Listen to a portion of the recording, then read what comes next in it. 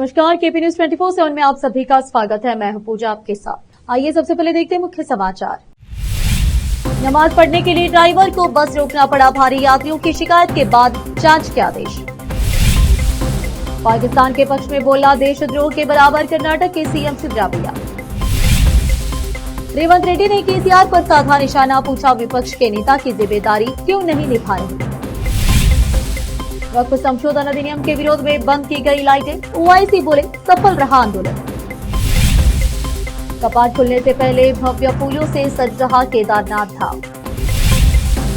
मैंने कहा था जाति जनगणना करवा कर ही रहेंगे, अब इसका पूरी तरह समर्थन करेंगे राहुल गांधी।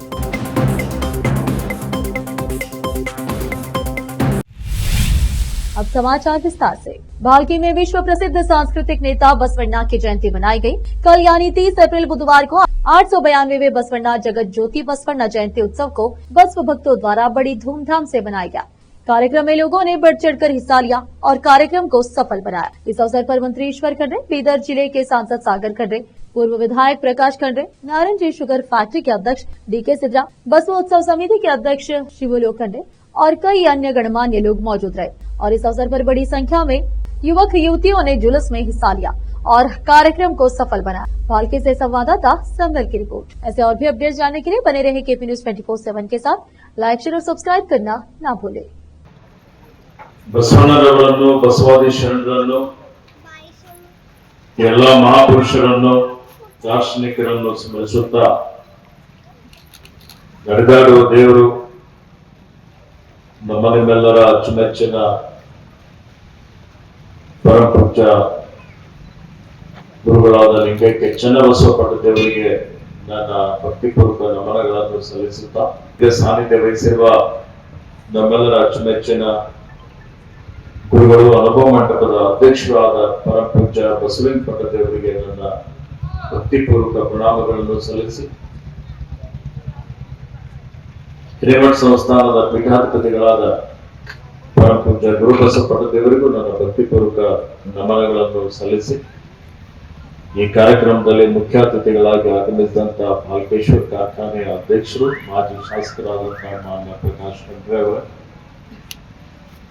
ಸಂಸದರಾದಂತಹ ಮಾನ್ಯ ಸಾಗರ್ ಖಂಡ್ರೆ ಅವರೇ, ಉತ್ಸವ ಸಮಿತಿಯ ಅಧ್ಯಕ್ಷರಾದಂತಹ ಮಾನ್ಯ ಶಿವ ಲೋಖಂಡೆ ಅವರೇ, ಇನ್ನೂರು ಮುಖ್ಯ ಅತಿಥಿಗಳಾಗಿ ಆಗಮಿಸಿದಂತಹ ಮಾನ್ಯ ಡಿಕೆ ಶಿವಕುಮಾರ್ ಅವರೇ, ಮಾನ್ಯ ಚನ್ನಬಸವ ಬಳತೆ ಅವರೇ, ಮಾನ್ಯ ಅನೇಕ ಕಸ್ತೂರಿ ಅವರೇ, ನಮ್ಮ ಪುರಸಭೆ ಅಧ್ಯಕ್ಷರಾದಂತಹ ಸಹೋದರಿ ಶಶಿಕಲಾ ಅವರೇ, ಅಣ್ಣ ತಮ್ಮಂದಿರೇ, ಅಕ್ಕ ತಂಗಿಯಂದಿರೇ, ತಾಯಂದಿರೇ, ಮಾಧ್ಯಮದ ಮಿತ್ರರೇ, ಬಂಧುಗಳೇ, ನಿಮ್ಮೆಲ್ಲರಿಗೆ ಇವತ್ತಿನ ವಿಶ್ವಗುರು ಬಸವಣ್ಣನವರ 892ನೇ ಜಯಂತ್ಯೋತ್ಸವದ ಹಾರ್ದಿಕ ಅಭಿನಂದನೆ ಮತ್ತು ಶುಭಾಶಯಗಳನ್ನು ಕೋರ್ತಾರೆ.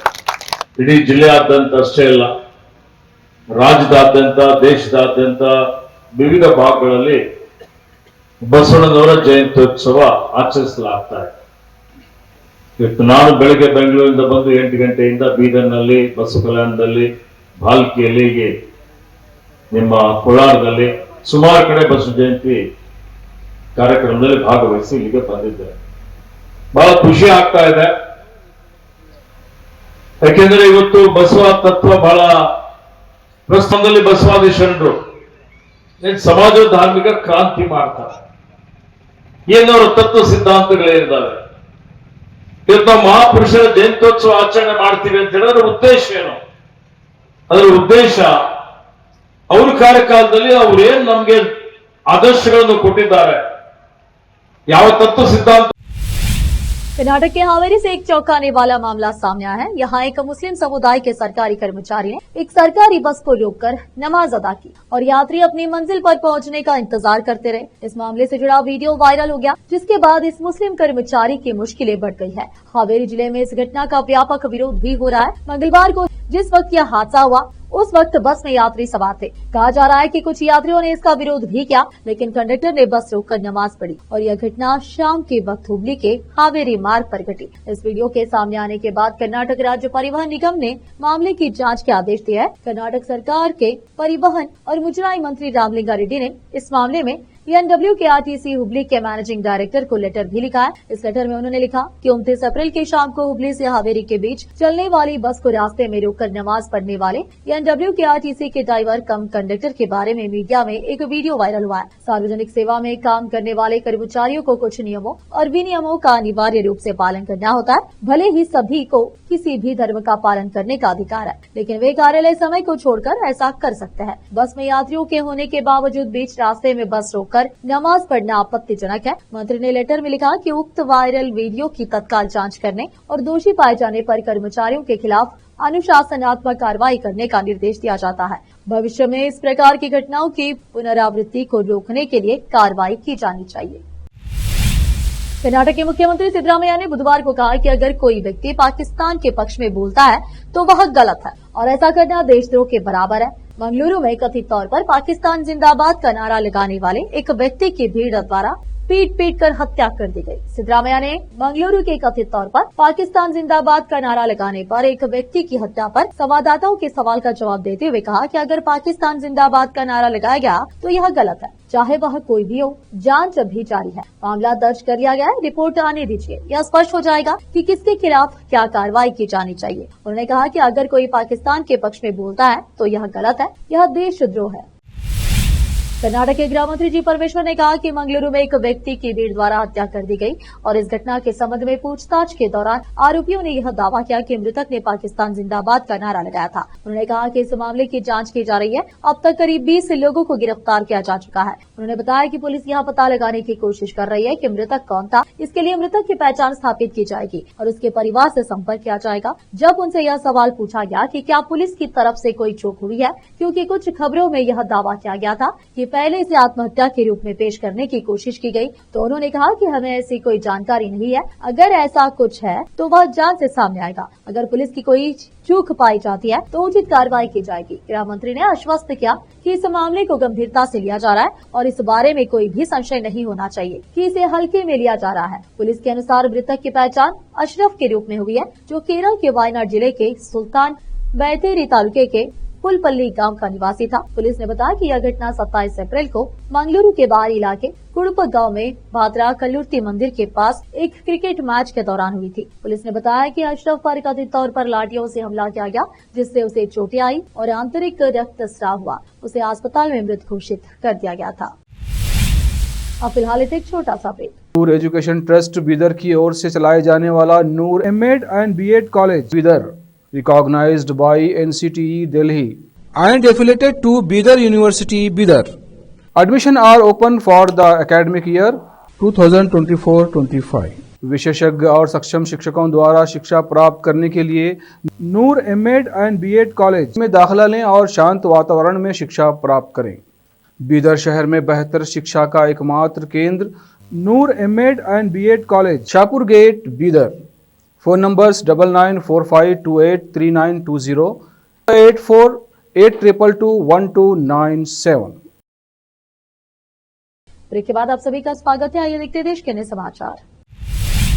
तेलंगाना के मुख्यमंत्री रेवंत रेड्डी ने बुधवार को भारत राष्ट्र समिति बीआरएस अध्यक्ष और पूर्व मुख्यमंत्री के चंद्रशेखर राव केसीआर पर निशाना साधा। उन्होंने केसीआर पर निशाना साधते हुए सवाल उठाया कि सरकार से वेतन और अन्य सुविधाएं लेने के बावजूद वह विपक्ष के नेता के रूप में अपनी जिम्मेदारियां क्यों नहीं निभा रहा है। रेवंत रेड्डी ने एक कार्यक्रम में कहा कि आपने केसीआर विपक्ष के नेता का दर्जा क्यों ले लिया जब आप विधानसभा सत्रों में हिस्सा नहीं लेते। रेड्डी ने कहा कि पिछले 16 महीने में उन्होंने विधानसभा सत्र में भाग क्यों नहीं लिया या अपने घर से बाहर क्यों नहीं निकले। केसीआर पर हमला बोलते हुए मुख्यमंत्री ने कहा कि आपको 65 लाख रुपए वेतन, सरकारी बंगला, कार और तमाम सुविधाएं मिली है।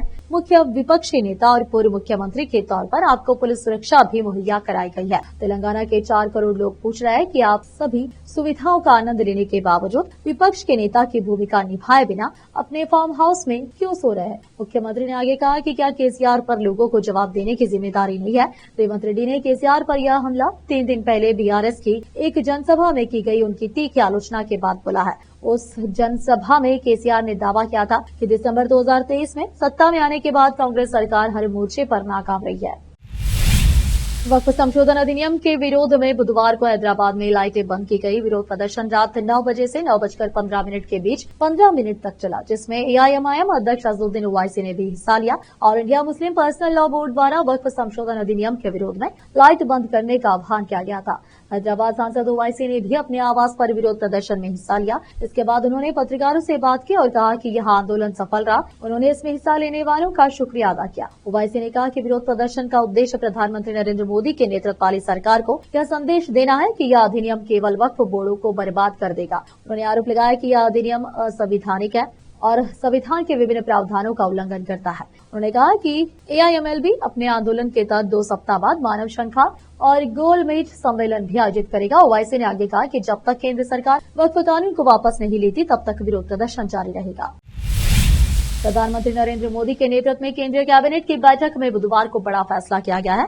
मोदी कैबिनेट देश भर में जातिगत जनगणना कराने का फैसला किया है। भारत में 94 साल बाद जातिगत जनगणना कराई जाएगी। साल 2011 की जनगणना में जातियां गिनी गई थी, लेकिन उसके आंकड़े कभी सामने नहीं आए। वहीं अब मोदी सरकार के इस फैसले को लेकर विपक्षी दलों के बीच क्रेडिट वार शुरू हो गया है। कांग्रेस जातिगत जनगणना के फैसले को राहुल गांधी की जीत बता रही है, तो वहीं राजद ने पटना में पोस्टर लगाकर इस फैसले का क्रेडिट लालू यादव और तेजस्वी यादव को दिया है। देश में जाति जनगणना करने के केंद्र सरकार के फैसले पर पटना में कांग्रेस और आरजेडी ने पोस्टर लगाया है। कांग्रेस के पोस्टर में राहुल गांधी को और राजद के पोस्टर में लालू तेजस्वी को धन्यवाद दिया गया है। कांग्रेस के पोस्टर पर लिखा है, सरकार किसी क्यों, सिस्टम गांधी का ही चलेगा। वहीं दिल्ली की सड़कों पर पोस्टर लगे हैं। जनगणना के मामले पर कांग्रेस नेताओं ने राहुल के पोस्टर के साथ लिखा, झुकती है दुनिया, झुकाने वाला चाहिए। अब फिलहाल एक और छोटा सा break. Noor education trust Bidar की ओर से चलाए जाने वाला Noor MEd and BEd college Bidar, recognised by NCTE Delhi and affiliated to Bidar University, Bidar. Admission are open for the academic year 2024-25. विशेषज्ञ और सक्षम शिक्षकों द्वारा शिक्षा प्राप्त करने के लिए नूर एमएड एंड बीएड कॉलेज में दाखिला लें और शांत वातावरण में शिक्षा प्राप्त करें। बीदर शहर में बेहतर शिक्षा का एकमात्र केंद्र Noor MEd and BEd college, Shahpur gate, Bidar. Phone numbers 9945283920, 8482221297। Break के बाद आप सभी का स्वागत है। आइए देखते हैं देश के अन्य समाचार। उत्तराखंड में चारधाम यात्रा 2025 का आगाज हो रहा है, जिसके साथ ही अब भक्तों को केदारनाथ और बद्रीनाथ धाम के कपाट खुलने का इंतजार है। केदारनाथ धाम के कपाट 2 मई को खोले जाने हैं। ऐसे में बाबा केदार के दरबार को भव्य फूलों से सजाया जा रहा है। बता दें कि केदारनाथ धाम 12 ज्योतिर्लिंग और उत्तराखंड के 4 धामों में से एक है। शीतकाल के दौरान में केदारनाथ धाम में बर्फबारी के चलते कपाट 6 महीने के लिए बंद कर दिए जाते हैं। इसके बाद ग्रीष्म काल में केदारनाथ के कपाट खोल दिए जाते हैं, जहां बाबा केदार 6 महीने तक दर्शन देते हैं। केंद्रीय मंत्रिमंडल के फैसलों पर केंद्रीय मंत्री अश्विनी वैष्णव ने कहा कि राजनीतिक मामलों की कैबिनेट समिति ने फैसला किया है कि आगामी जनगणना में जाति गणना को शामिल किया जाना चाहिए। उन्होंने कहा कि कांग्रेस सरकारों ने हमेशा जाति जनगणना का विरोध किया है। 2010 में दिवंगत डॉक्टर मनमोहन सिंह ने कहा था कि जाति जनगणना के मामले पर कैबिनेट में विचार किया जाना चाहिए। इस विषय पर विचार करने के लिए मंत्रियों का एक समूह बनाया गया था। अधिकांश राजनीतिक दलों ने जाति जनगणना की सिफारिश की है। इसके बावजूद कांग्रेस सरकार ने जाति का सर्वेक्षण या जाति जनगणना कराने का फैसला किया। यह अच्छी तरह से समझा जाता है कि कांग्रेस और उसके भारतीय गठबंधन सहयोगियों ने जाति जनगणना को केवल एक राजनीतिक उपकरण के रूप में इस्तेमाल किया है। कुछ राज्यों ने जातियों की गणना के लिए सर्वेक्षण किए हैं, जबकि कुछ राज्यों ने यह अच्छा किया है। कुछ अन्य ने केवल राजनीतिक दृष्टिकोण से गैर पारदर्शी तरीके से ऐसे सर्वेक्षण किए हैं। इस तरह के सर्वेक्षण से समाज में संदेह पैदा होता है। यह सुनिश्चित करने के लिए हमारा सामाजिक ताना बाना राजनीति से प्रभावित न हो, सर्वेक्षण के बजाय जाति जनगणना को जनगणना में शामिल किया जाना चाहिए। मोदी सरकार ने देश में जाति जनगणना कराने का ऐतिहासिक फैसला किया है। 91 साल बाद देश में जाति जनगणना होने जा रही है। अब इसका क्रेडिट लेने की होड़ शुरू हो गई है। लोकसभा में नेता प्रतिपक्ष राहुल गांधी का कहना है कि उन्होंने संसद में खड़े होकर कहा कि जाति जनगणना करवा कर रहेंगे और अब ये होने जा रही है। हमने केवल दबाव नहीं बनाया, पूरी योजनाबद्ध तरीके से इसके लिए लड़ाई लड़ी है। इसके साथ ही राहुल गांधी ने जाति जनगणना के फैसले की टाइमिंग पर भी सवाल उठाए। जाति जनगणना के फैसले पर एक प्रेस कॉन्फ्रेंस पर राहुल गांधी ने कहा कि संसद में मैंने मैंने कहा था कि जाति जनगणना को हम करवा कर छोड़ेंगे। मैंने ये भी कहा था कि 50% की जो दीवार है उसको तोड़ेंगे। अब सरकार ने जाति जनगणना कराने का फैसला किया है। हम जाति जनगणना का पूरी तरह समर्थन करेंगे, लेकिन हम चाहते हैं कि इसकी पूरी टाइमलाइन बताई जाए। ये कैसी होगी, कब होगी और तरीका क्या होगा।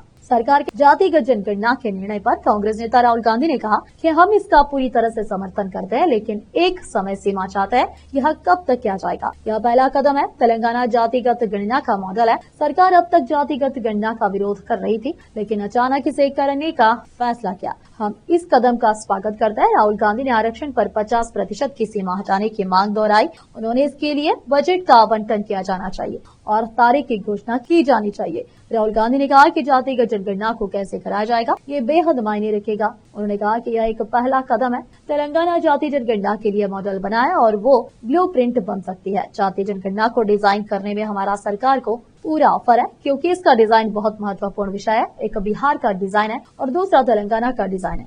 इन दोनों में जमीन आसमान का अंतर है। आखिर में फिर एक बार देखते हैं मुख्य समाचार। नमाज पढ़ने के लिए ड्राइवर को बस रोकना पड़ा। भारी यात्रियों की शिकायत के बाद जांच के आदेश। पाकिस्तान के पक्ष में बोला देशद्रोह के बराबर कर्नाटक के सीएम सिद्धरामैया। रेवंत रेड्डी ने केसीआर पर साधा निशाना, पूछा विपक्ष के नेता की जिम्मेदारी क्यों नहीं निभा रहे। वक्फ संशोधन अधिनियम के विरोध में बंद की गई लाइटें। ओआईसी बोले सफल रहा आंदोलन।